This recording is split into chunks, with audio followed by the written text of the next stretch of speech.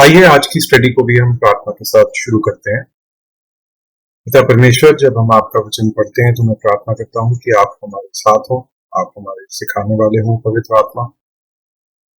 और प्रभु, जो भी कुछ हम पढ़ते हैं वो हमें आपके वचन की गहराई में लेके जाए, आपके सत्यों को और गहराई से जान सकें, सिर्फ हेड नॉलेज के लिए नहीं, परंतु परमेश्वर सच में आपको और नजदीकी से जानने के लिए, किस तरह का आपका स्वभाव था, किस तरह आप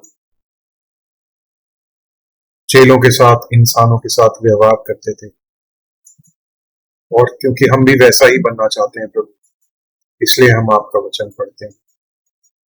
पिता परमेश्वर, हमें सिखाइए, हमारी अगुवाई करिए, और जो नॉलेज गेन करने के बाद अगर हमारे अंदर घमंड आ जाता है तो उसके लिए भी हम मांगते हैं कि ऐसा ना हो प्रभु। हम दीन बने रहें आपकी तरह प्रभु। अगर किसी से वाद विवाद भी करना हो तो आपके प्रेम में होकर करें प्रभु, जैसा कि आपका वचन भी बताता है, speak the truth in love. तो प्रभु, ये समय मैं आपके हाथों में रखता हूं और ये प्रार्थना प्रभु यीशु के नाम से मांगता हूं। आज हमारा थर्ड सेशन है, तीसरा भाग हमारी स्टडी का। और मैं हिसाब लगा रहा था कि अगर हम 2 या 3 स्लाइड एक सेशन में कंप्लीट करते हैं तो लगभग 36 स्लाइड्स हैं, 36 स्लाइड हैं, तो लगभग 20 सेशन, 20 भाग इस वीडियो के बन जाएंगे।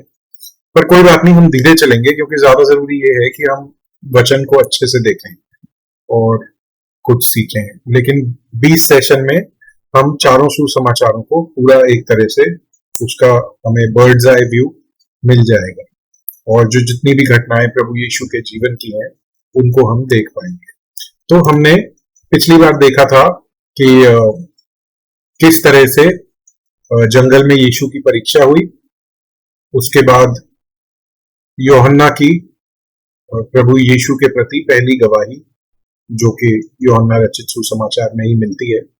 उसके बाद हम देखते हैं आज के भी जो 3 घटनाएं हम देखेंगे, 21, 22 और 23, ये तीनों हमें यूहन्ना रचित सुसमाचार में ही मिलती हैं। इनके बारे में मत्ती, मार्कुस और लूका में कोई जिक्र नहीं है। सबसे पहली घटना है, यीशु अपने पहले शिष्यों को चुनते हैं। तो यहाँ पे हम देखते हैं, इसके हम पढ़ेंगे अभी थोड़ा सा। मैं फिर भी आपको अपने शब्दों में बता देता हूं कि यहाँ पे क्या होता है। जो यूहन्ना बपतिस्मा देने वाला था, उससे प्रभु यीशु मसीह ने बपतिस्मा ले लिया, पिछले में हमने देखा, और हमें पिता, पुत्र और पवित्र आत्मा तीनों एक साथ मिले, ये 18 में। उसके बाद यीशु की परीक्षा हुई और यूहन्ना जो है यीशु के प्रति गवाही दी इस यूहन्ना ने। तो ये कौन सा यूहन्ना था? अगर हम देखें जॉन 1:19-34 में, इधर इसको हम देखते हैं, सॉरी इसको मैं मिनिमाइज कर देता हूँ। जॉन 1:19-34, तो ये यूहन्ना बपतिस्मा देने वाले की ही गवाही है, behold the lamb of God, कि ये प्रभु का, परमेश्वर का मेमना है जो जगत का पाप हरता है। ये जो डिक्लेरेशन होती है ना इस तरह की, ये महत्व रखती है, ये इंपॉर्टेंट है, क्योंकि कोई व्यक्ति यह साफ साफ बोल रहा है कि प्रभु यीशु मसीह ही वो मसीहा है जिनका वादा उत्पत्ति की किताब से हम पढ़ते हैं, वहां से लेके और मलकाई तक पुराने नियम में सब जगह जिस आने वाले मसीहा की बात करी गई है वो प्रभु यीशु मसीह है। तो इस बात की जब कोई भी साक्षी देता है कि जो क्राइस्ट है, जो मसीहा है, वो प्रभु यीशु मसीह है, तो वो एक महत्वपूर्ण बात है, इसीलिए उसको एक महत्वपूर्ण घटना के रूप में देखा जाता है। कई बार प्रभु यीशु मसीह ने खुद भी अपने विषय में साक्षी दी, तो उसको भी गंभीरता से देखना जरूरी है। ये तो हमने यहाँ पे देखा कि यूहन्ना बपतिस्मा देने वाले ने प्रभु यीशु मसीह के प्रति टेस्टिमनी दी, और एक सेकंड, उसके बाद हम आज देखेंगे कि यीशु मसीह ने अपने पहले शिष्यों को चुना। तो ये जो शिष्य थे, ये यूहन्ना बपतिस्मा देने वाले के साथ थे, और जब यूहन्ना बपतिस्मा देने वाले ने प्रभु यीशु मसीह को देखा तो उसने कहा कि यह, जैसा हमने पढ़ा, परमेश्वर का मेमना है जो जगत का पाप हर लेता है। तो जो यूहन्ना के साथ, यूहन्ना बपतिस्मा देने वाले के साथ चेले थे, उनमें से 2 चेले प्रभु यीशु मसीह के पीछे चले गए। ठीक है, और वहीं से जो 12 प्रभु यीशु मसीह के चुने हुए चेले थे, उनकी शुरुआत होती है। उसके बाद हम आज देखेंगे कि यीशु मसीह ने अपना पहला चमत्कार गलील के केना में किया। गलील ऊपर है यहाँ पे, ये भी दोबारा मैं हर बार आपको बताता हूँ, मैं बताता रहूंगा क्योंकि बार बार रिपीट करने से ही आपको याद रहेगा। सबसे नीचे यहूदा, उसके ऊपर समारिया और उसके ऊपर गैलिली यानी कि गलील। और गलील में नाजरत था, नाजरत से थोड़ा सा ऊपर केना है। यहाँ पे पहला चमत्कार हुआ जहां प्रभु यीशु मसीह ने पानी को दाखरस में बदला। फिर उसके बाद हम देखते हैं कैपर्नियम भी यहीं पे है, गैलिली में ही। ये केना है, ये कैपर्नियम है, ये सी ऑफ गैलिली के बिल्कुल किनारे पे है। तो इसको गैलिली भी इसीलिए बोला जाता था क्योंकि वहां पे गलील का समुद्र था, गलील सागर। कैपर्नियम में पहला निवास यहाँ पे एक अलग सी ट्रांसलेशन का मतलब वो है, असल में वो स्टे है, पहली मिनिस्ट्री है, एक तरह से वहां जाके रहते हैं। तो उसके बारे में यहाँ पे दिया हुआ है। तो सबसे पहले हम चेलों का चुनना देखते हैं, यूहन्ना 1:35 से शुरू करते हुए। दूसरे दिन फिर यूहन्ना और उसके चेलों में से 2 जन खड़े हुए और उसने यीशु पर जो जा रहा था दृष्टि करके कहा, देखो यह परमेश्वर का मेमना है। यूहन्ना बपतिस्मा देने वाले ने ये दूसरी बार बोला है। तब वे दोनों चेले उसकी सुनकर यीशु के पीछे हो लिए। यीशु ने मुड़कर और उनको पीछे आते देखकर उनसे कहा, तुम किसकी खोज में हो? उन्होंने उससे कहा, हे रब्बाई, अर्थात हे गुरु, तू कहाँ रहता है? उसने उनसे कहा, चलो तो देख लोगे। तब उन्होंने आकर उसके रहने का स्थान देखा और उस दिन उसी के साथ रहे, और यह 10वें घंटे के लगभग था। ये डिटेल क्यों दी होगी 10वें घंटे के लगभग? पता नहीं, यहाँ पे कुछ रेलेवेंस अभी तो पता लग नहीं रही। वचन इतना इंटरेस्टिंग है कि कई बार हम, जैसे अब ये हमने पढ़ा कि 10वें घंटे के लगभग था, इसका मतलब हमें अभी नहीं समझ आया, लेकिन कभी ना कभी शायद भविष्य में परमेश्वर किसी दास के जरिए हमें सिखाएं कि यहाँ पे क्या मतलब था। कंटिन्यू करते हैं। उन दोनों में से जो यूहन्ना की बात सुनकर यीशु के पीछे हो लिए थे, एक शमौन पतरस का भाई अंद्रयास था। एंड्रू जो साइमन पीटर का भाई था, उनमें से एक था, 2 में से सबसे पहले बुलाए गए चेलों में से। उसने पहले अपने सगे भाई साइमन से मिलकर उससे कहा, हमें ख्रीस्त अर्थात मसीह मिल गया है। क्राइस्ट अर्थात सेवियर। इंग्लिश में देखें इसको क्या लिखा हुआ है 41 में, मसाया, मसाया ही लिखा है, मसाया अर्थात क्राइस्ट। हमें मिल गया है। और वह उसे यीशु के पास लाया। कौन? किसको? एंड्रूस जो था, एंड्रू, वो अपने भाई पतरस को, एंद्रियास जो था वो पतरस को यीशु के पास लाया। और यीशु ने उस पर दृष्टि करके कहा, तू यूहन्ना का पुत्र शमौन है, तू कैफा अर्थात पतरस कहलाएगा। अच्छा, यूहन्ना जो है वो काफी कॉमन नाम था उस समय पे, इसीलिए आपको मल्टीपल बार ये नाम दिखेगा। इंग्लिश में इंटरेस्टिंगली जोना है, जॉन नहीं है, जोना है, लेकिन उसकी हिंदी में ट्रांसलेशन यूहन्ना ही है। तो साइमन द सन ऑफ जोना लिखा है वहां पे, हिंदी में ट्रांसलेशन में जॉन ही लिखा है। तो यूहन्ना का एक और हिंदी की ट्रांसलेशन देखते हैं, यहाँ पे भी यूहन्ना ही दिया हुआ है। तो ये भी अच्छा रहता है कि मल्टीपल ट्रांसलेशंस हमारे पास हों। उसके बाद 2 चेले थे, तीसरा चेला कौन आया? पीटर, एंड्रू, पीटर, और उनके अलावा जो एक और चेला था एंड्रू के साथ, उसका नाम अभी तक नहीं मेंशन हुआ है। तो 3 चेले पहले थे, उसके बाद फिलिप और नथानियल, तो हो गए 5। दूसरे दिन यीशु ने गलील को जाना चाहा और फिलिपुस से मिलकर कहा, मेरे पीछे हो ले। फिलिप, ये वही फिलिप है जो प्रेरितों के काम में, जिसने इथियोपियन यूनिक को सुसमाचार बताया था, वो यशाया नबी की पुस्तक के 53 अध्याय में से पढ़ रहा था, और फिलिपुस ने उसे बताया कि इसका क्या मतलब है, ये किसके बारे में है, और उस इथियोपियन यूनिक को बपतिस्मा भी दिया था प्रेरितों के काम। वही वही फिलिपुस है। तो इससे मिलके कहा मेरे पीछे चल ले। फिलिपुस तो आंद्रियास और पतरस के नगर बैतसैदा का निवासी था। और एक बार देखें ये यहाँ पे कहाँ की बात हो रही है, गलील को जाना चाहता था, बैतसैदा का निवासी था। बैतसैदा कहाँ पे है, ये रहा, गैलिली में ही ईस्ट साइड। ये जो एरिया है ना, राइट साइड वाला, ईस्ट वाला, पूरब वाला, इसको east of the river Jordan बोलते हैं। जैसे ये Bethany east of the Jordan है, वैसे ही बेथसाइडा ईस्ट ऑफ द जॉर्डन में ही। तो यहाँ का रहने वाला था फिलिप, एंड्रियास और पतरस।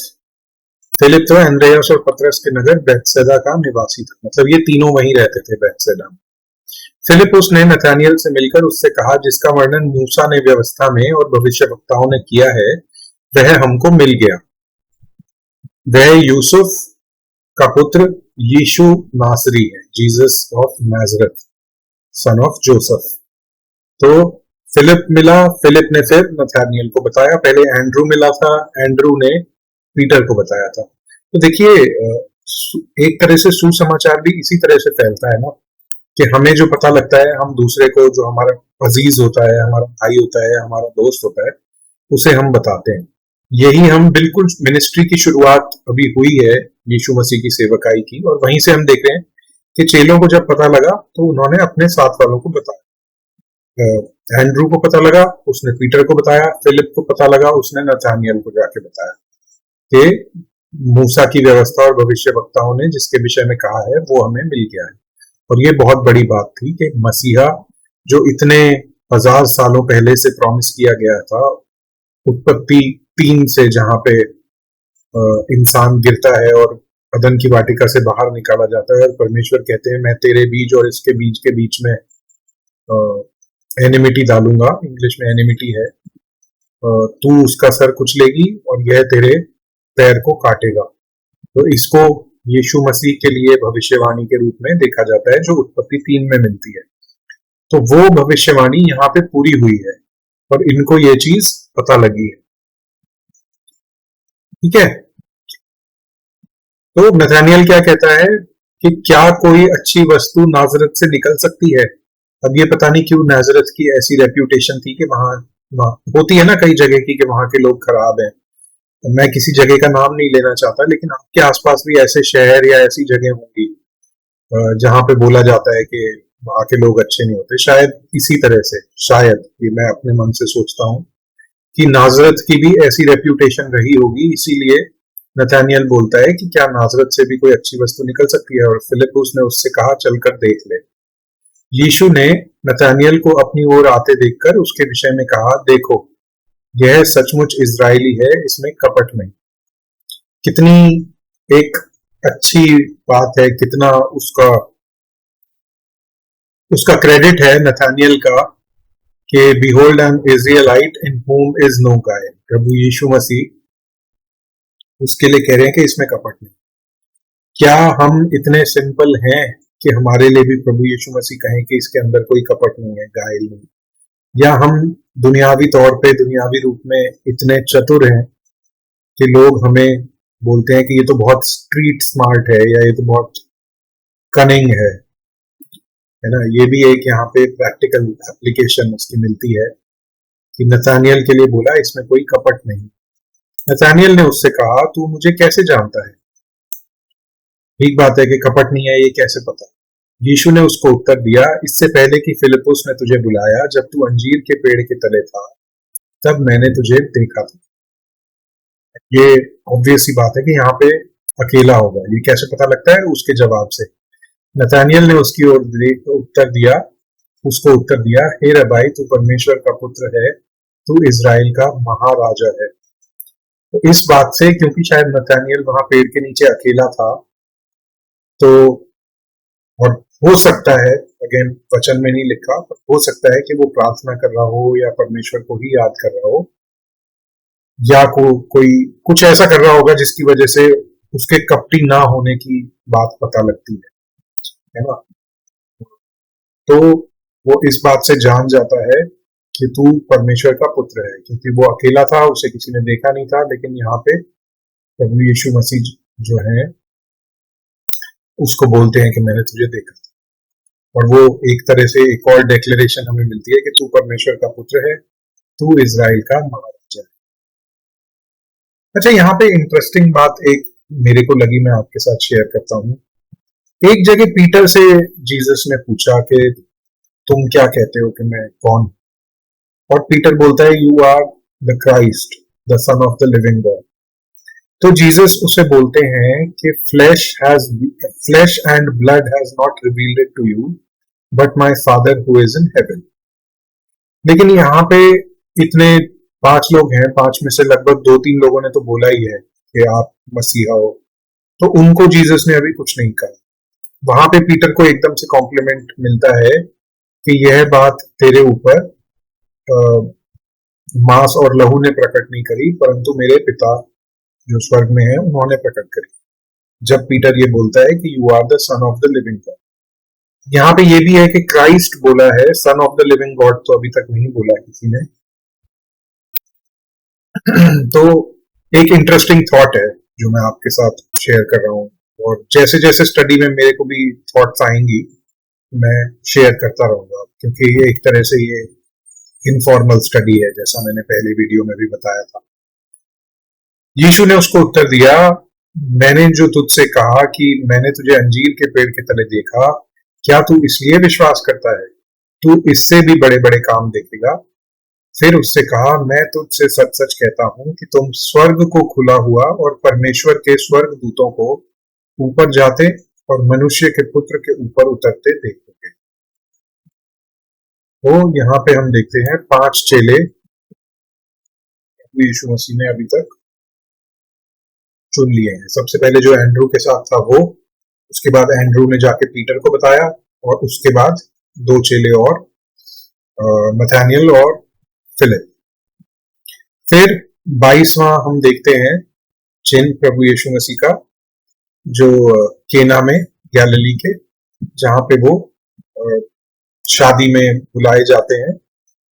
जॉन 2 में है द वेडिंग एट केना, और वहां पे वो मटकों को पानी से भरने को बोलते हैं। जब वाइन खत्म हो जाती है वहां पे दाख रस लिखा है, इसको बाइबल में 2 वर्ड यूज करे हैं वाइन के लिए, दाख रस और दाख मधु।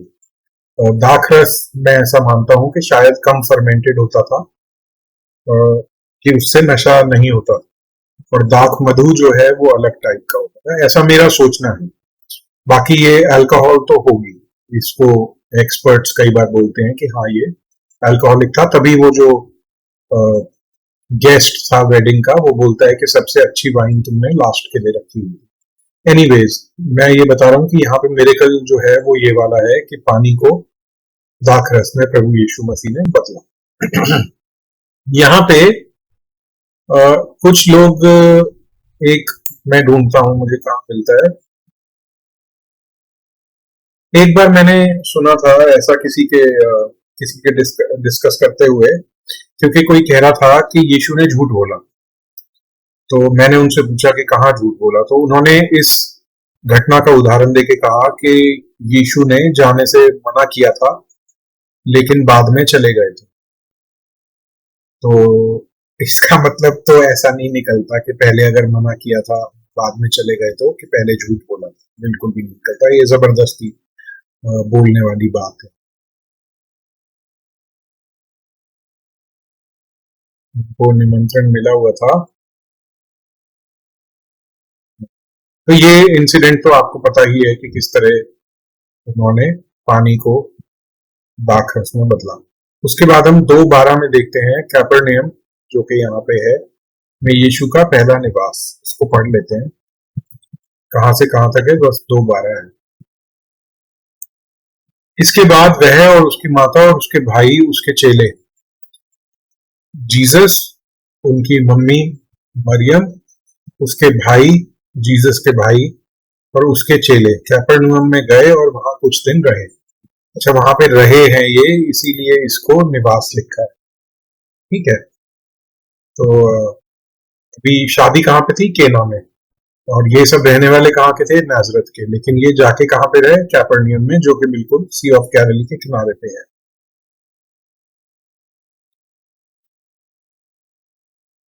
अच्छा, इसके बाद यहाँ पे एक समय बीता है, और उसको आप ध्यान दीजिए। अभी तक जो कुछ हुआ था वो पहले फसह तक की बात थी, जहां पे मिनिस्ट्री शुरू हुई। और अब जो हो रहा है वो पहले से दूसरे फसह तक के, हम देखेंगे कि बीच में क्या क्या घटनाएं होती हैं। ये है पार्ट 4, पहले से दूसरे फसह तक।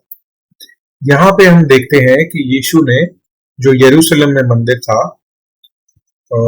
यहाँ पे यरूशलेम में, जो कि कैपिटल भी था, राजधानी थी इजराइल की, वहां पे मंदिर को पहली बार साफ किया। साफ किया क्या है, ये इसको पढ़ लेते हैं। ये वही है जहां सामान बेचने वाले और पैसों को खुले करने वालों की जो टेबलें थी, उनको प्रभु यीशु मसीह ने हटा दिया था। इसको पढ़ते हैं, 2:13 से है, यूहन्ना 2:13। जीसस क्लेंजेस द टेम्पल, है ना, इसीलिए इसको साफ किया बोलते हैं। और ये फर्स्ट क्लेंजिंग है बाइबल में। मती, मार्कुस और लूका में एक बाद में क्लेंजिंग आएगी। उसको जो बाइबल स्कॉलर्स हैं वो मानते हैं कि क्लेंजिंग ऑफ द टेम्पल 2 बार हुई है। ये एक ही घटना नहीं है कि जॉन ने पहले रिकॉर्ड कर दी और बाकी तीनों ने बाद में करी। ऐसा ज्यादातर जो पढ़ते हैं, विद्वान हैं जो वचन के, वो ये मानते हैं कि 2 अलग अलग मौकों पे, अलग अलग समय पे, लगभग 3 साल के अंतराल में प्रभु यीशु मसीह ने मंदिर को साफ किया इन लोगों से। तो इसको देख लेते हैं कि यहाँ पे क्या होता है। यहूदियों का फसह का पर्व निकट था। अच्छा, इसीलिए हमें पता लगा कि ये पहले से दूसरे फसह तक का शुरू हो चुका है। और फसह के पर्व के बारे में भी मैंने आपको बता दिया था। Feast of the pass over, जो मिस्र में जब आपदाएं आई, तो आखिरी आपदा में प्रभु ने कहा कि जिसके घर पे मेमने का लहू होगा, मैं उसके ऊपर से चला जाऊंगा, तो वो I will pass over that. तो उससे पास ओवर फेस्टिवल बना, जिसको फसह का पर्व कहते हैं। यहूदियों का फसह का पर्व निकट था और यीशु यरूशलेम को गए, तो यरूशलेम का भी नाम आ गया। वो हमें वैसे भी टेम्पल से पता लग गया था कि टेम्पल तो है जो यरूशलेम में ही है। और उसने मंदिर में बैल और भेड़ और कबूतरों के बेचने वालों और सर्राफों को बैठे हुए पाया। तब उसने रस्सियों का कोड़ा बनाकर, सेकंड में थोड़ा सा कंफर्टेबल,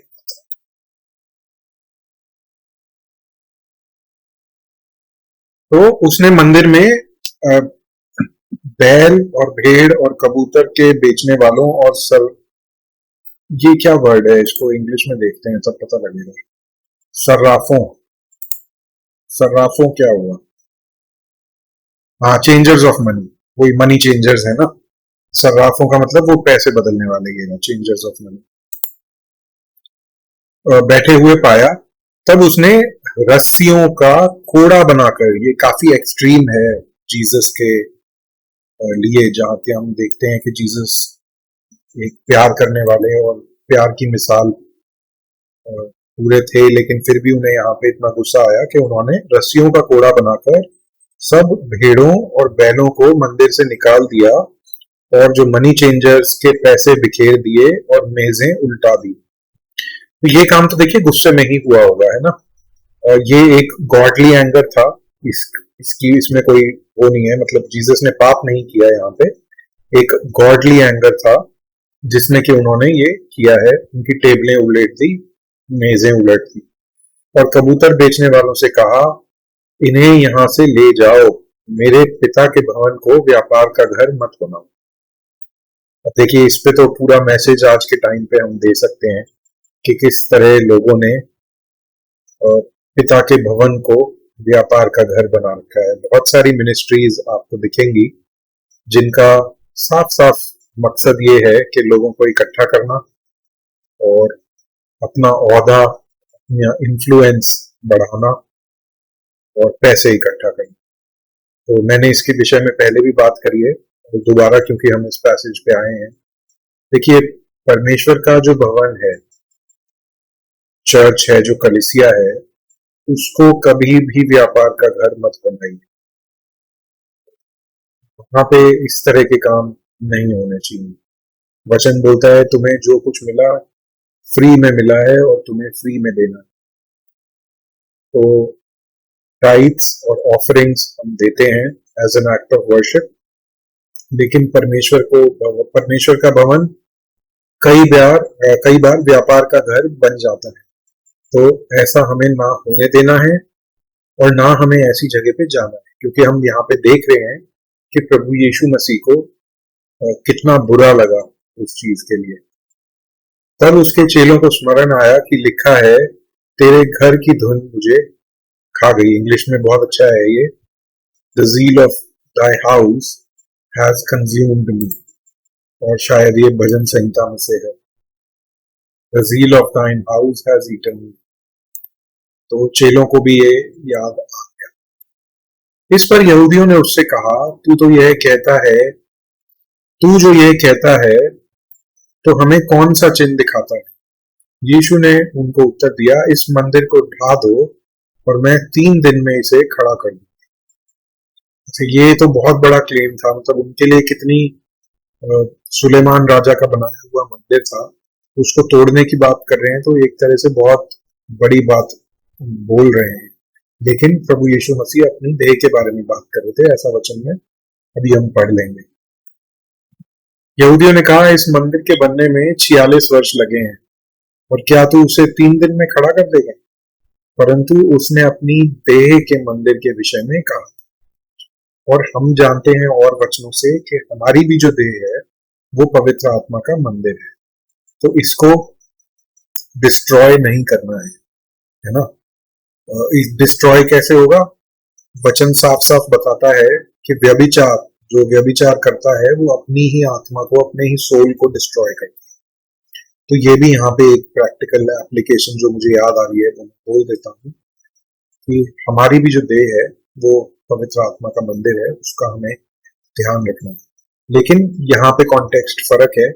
प्रभु यीशु मसीह अपनी देह के विषय में बोल रहे हैं कि तुम मुझे मार दो तो मैं तीसरे दिन मुर्दों में से जी उठूंगा। फिर जब वह मुर्दों में से जी उठा तो बात क्लियर हो गई। फिर उसके चेलों को स्मरण आया कि उसने यह कहा था, और उन्होंने पवित्र शास्त्र और उस वचन का जो यीशु ने कहा था विश्वास किया।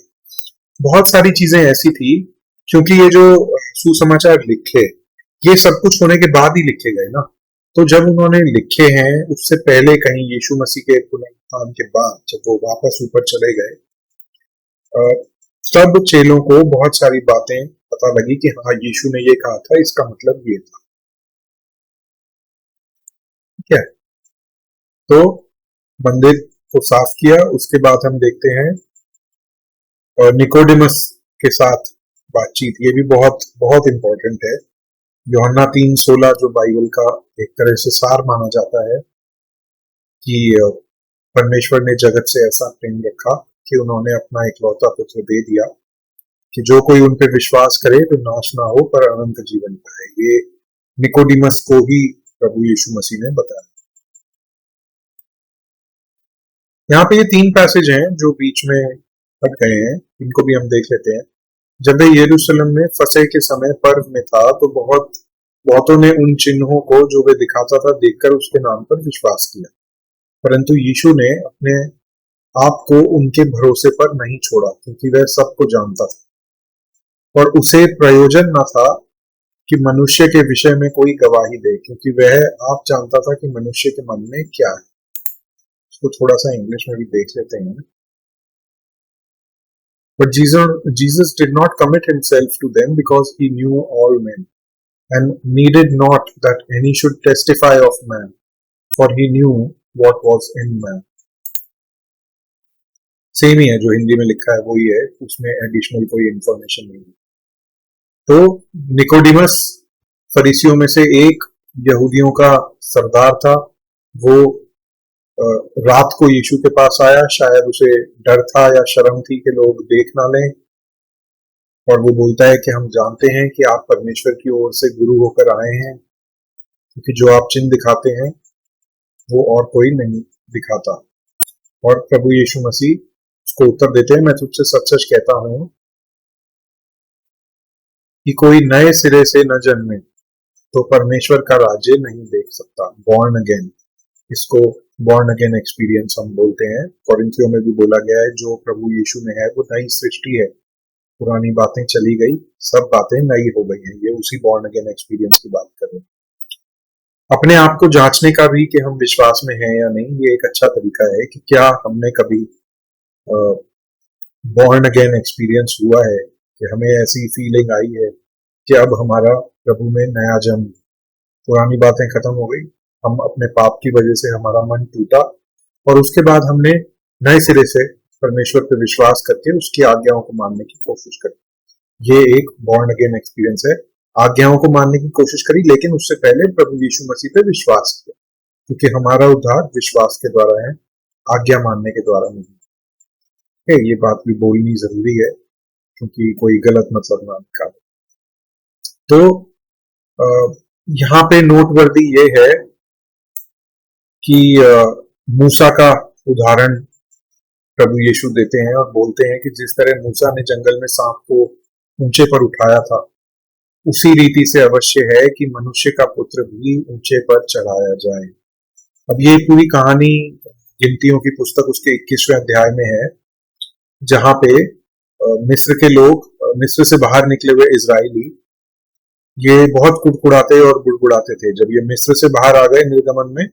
और उसके बाद जो इन्हें प्रॉमिस्ड लैंड था, जो जगह परमेश्वर ने इनको वादा करी हुई थी कि तुम वहां जाओगे और वहां दूध की नदियां बहती होंगी, ऐसे ऐसे देश में मैं तुम्हें लेके जाऊंगा।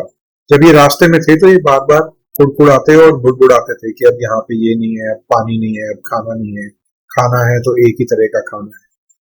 तो एक बार क्या होता है कि उनके बीच में, मंडली के बीच में बहुत सांप आ जाते हैं जहरीले।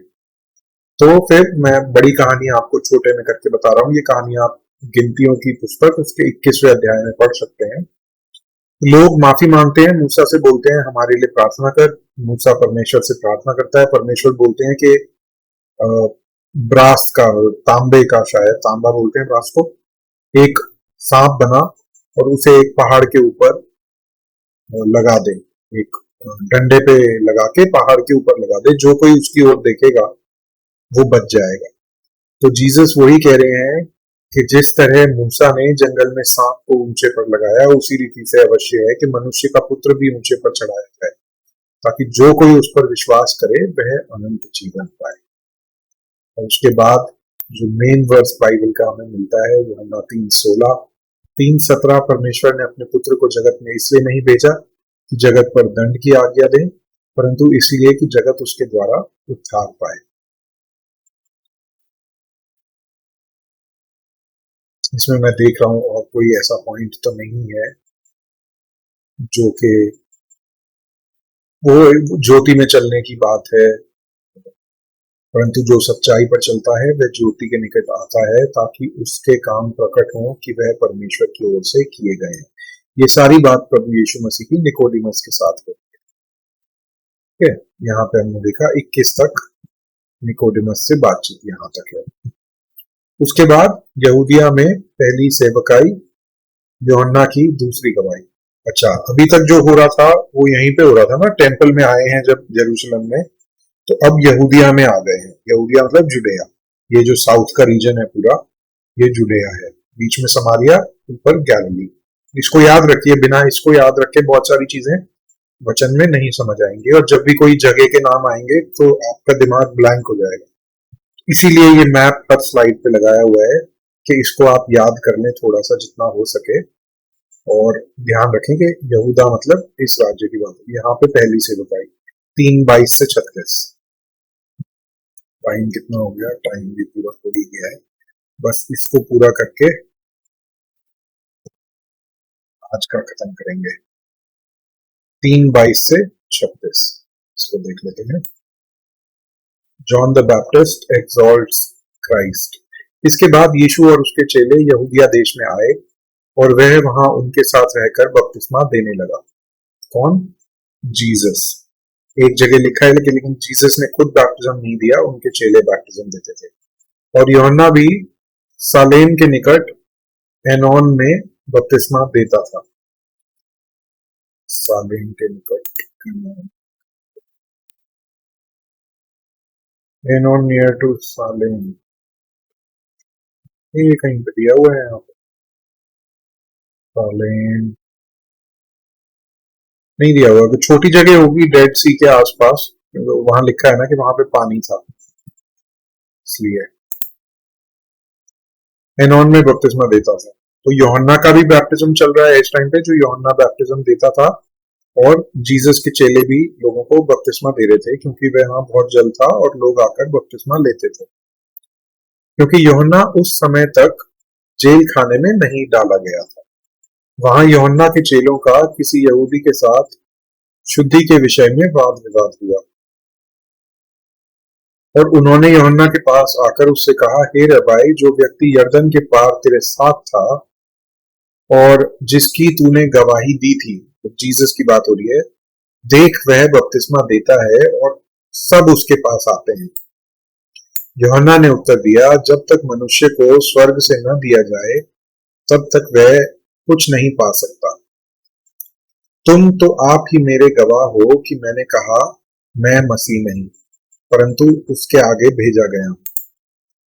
जिसकी दुल्हन है वही दूल्हा है, परंतु दूल्हे का मित्र जो खड़ा हुआ उसकी सुनता है, दूल्हे के शब्द से बहुत हर्षित होता है। अब मेरा ये हर्ष पूरा हुआ है। मतलब जॉन द बैप्टिस्ट अपने आप को दूल्हे का मित्र बोल रहा है और प्रभु यीशु मसीह को दूल्हा बता रहा है। अवश्य है कि वो बढ़े और मैं घटूं। कितना सेंट्रल वर्स है, वो बढ़े मैं घटूं। बहुत लोग प्रार्थनाओं में इस वर्स को बोलते हैं, कुछ गानों में ये वर्स बोला जाता है। आज का दिन यहोवा ने बनाया, उसमें भी ये वर्स आता है कि वो बढ़े मैं घटूं, रहे उसी का ध्यान। की वर्स है यहाँ पे जो हमने 3:30 में पाया जाता है। जो ऊपर से आता है वह सर्वोत्तम है, जो पृथ्वी से आता है वह पृथ्वी का है और पृथ्वी की ही बातें कहता है। जो स्वर्ग से आता है वह सबके ऊपर है। जो कुछ उसने देखा और सुना है उसी की गवाही देता है, और कोई उसकी गवाही ग्रहण नहीं करता। जिसने उसकी गवाही ग्रहण कर ली उसने इस बात पर छाप दे दी कि परमेश्वर सच्चा है, क्योंकि जिस परमेश्वर ने भेजा है वह परमेश्वर की बातें कहता है। जिसे परमेश्वर ने भेजा है वह परमेश्वर की बातें कहता है, क्योंकि वह आत्मा नाप नाप कर नहीं देता। मैं बताता हूँ इस वर्ष के बारे में। पिता पुत्र से प्रेम रखता है और उसने सब वस्तुएं उसके हाथ में दी हैं। जो पुत्र पर विश्वास करता है अनंत जीवन उसका है, परंतु जो पुत्र की नहीं मानता वह जीवन को नहीं देखेगा, परंतु परमेश्वर का क्रोध उस पर रहता है। तो जो सेम एक तरह से एक जैसी बात प्रभु यीशु मसीह और निकोदिमस के बीच में हुई, और उसी तरह की बात यूहन्ना बपतिस्मा देने वाला भी बोल रहा है कि जो विश्वास करता है वो उद्धार पाता है, जो विश्वास नहीं करता he is condemned already because he has not believed in the only begotten Son of God, but the wrath of God abides on. अच्छा, ये इस वर्ष की मैं आपसे बात कर रहा था 34 की। यहाँ पे लिखा है, क्योंकि जिसे परमेश्वर ने भेजा है वह परमेश्वर की बातें कहता है, क्योंकि वह आत्मा नाप नाप कर नहीं देता। कुछ लोग इसको यूज करते हैं ये बोलने के लिए कि परमेश्वर एक विश्वासी को फुल होली स्पिरिट एक साथ मिल जाती है। ऐसा नहीं है कि आज होली स्पिरिट कम है कल ज्यादा है, आज होली स्पिरिट का बैप्टिज्म कल कम है कल वो ज्यादा हो जाता है। इस वर्ष को यूज करते हैं, बोलते हैं कि आत्मा नाप नाप कर नहीं देता। लेकिन अगर आप इस वर्ष को पूरा पढ़ेंगे तो यहाँ पे प्रभु यीशु मसीह की बात है, क्योंकि जिसे परमेश्वर ने भेजा है, कॉन्टेक्स्ट संदर्भ है प्रभु यीशु मसीह का, वह परमेश्वर की बातें कहता है, क्योंकि वह आत्मा नाप नाप कर नहीं देता। प्रभु यीशु मसीह की बात यहाँ पे हो रही है। For God gives not the Spirit by measure unto him, उसको। तो इस वर्ष को यूज करके ये नहीं कह सकते कि पवित्र आत्मा का अभिषेक 100% नहीं होता या एक बार ही होता है। पवित्र आत्मा ग्रीव भी होता है, पवित्र आत्मा को हम दुखी भी कर सकते हैं, शोकित भी कर सकते हैं, पवित्र आत्मा को बुझा भी सकते हैं, है ना। तो सिर्फ एक वर्ष को लेके अपनी बात को सिद्ध करना दोनों तरह से गलत है। जो पवित्र आत्मा के कामों को बहुत ज्यादा मानते हैं उनके लिए भी, और जो नहीं मानते उनके लिए भी। ठीक है, तो आज हम इसको यहीं तक करेंगे। आज थोड़ा सा ज्यादा भी हो गया है, शायद 5-6 मिनट, कोई बात नहीं। और आइए प्रार्थना में ही खत्म करते हैं। पिता परमेश्वर, जो हमारे विश्वास की सबसे जरूरी बातें हैं, यूहन्ना 3:16, कि जो कोई उस पर विश्वास करता है वो नाश नहीं होगा परंतु अनंत जीवन पाएगा। इन बातों को आज हमने पढ़ा, हमने देखा प्रभु कि किस तरह से आपने चेलों को चुना, चेलों ने भी आपके विषय में साक्षी दी, और प्रभु किस तरह आपने जो केना में शादी थी वहां पे चमत्कार दिखाया, लोगों ने विश्वास किया। पिता परमेश्वर, निकोडिमस से भी आपकी जो बातें हुई, एक मनुष्य को आपने समझाया, और वो बातें हमारे हमारे लिए लिखी गई हैं, जैसा यूहन्ना बोलता भी है कि ये बातें इन्होंने इसलिए लिखी हैं कि तुम विश्वास करो, इस बात को जानो कि वो परमेश्वर का पुत्र था और उस पर विश्वास करो, पुत्र है और उस पर विश्वास करो। प्रभु, हम धन्यवाद करते हैं इस समय के लिए, और एक बार फिर से मैं प्रार्थना करता हूँ उन सब के लिए जिन तक मेरी आवाज पहुंच रही है। प्रभु, उनकी जो भी जरूरतें हैं उनको आप अपने स्वर्गीय भंडार से पूरा कीजिए, इसलिए नहीं कि उनका जीवन आसान हो, पर इसलिए कि एक आपके नाम की गवाही हो, और दो कि वो आपकी नजदीकी में और ज्यादा बढ़ सके। ये दुआ मैं प्रभु यीशु मसीह के नाम से मांगता हूँ।